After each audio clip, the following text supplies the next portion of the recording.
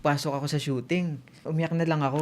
After nakita kita, ang daming commercial, ang daming mga guesting, ang daming interview, ang daming mga project na halos araw-araw, puro press. Wala nang time sa sarili talaga. Pasok ako sa shooting. Umiyak na lang ako. Naiyak na lang ako. Sabi ko, ayoko na. Tumawag ako sa handler ko. Sabi ko, Titin, ayoko na. Soli ko na sa Star Cinema yung pera nila. Ayoko na. Uwi na ako.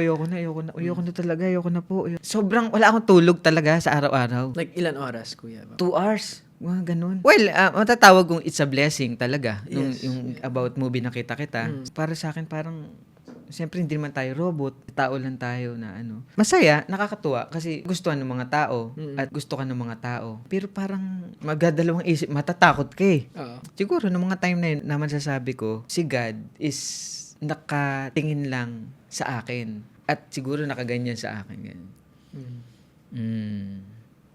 Yan ang gusto mo, 'di ba? Pero hindi iyan ang tunay na work. Papatikimin niya tayo, pero papaisip niya sa atin kung worth it ba 'yon o kung yun ba talaga yung ang kailangan natin dito sa mundo or meron pang mas higit doon.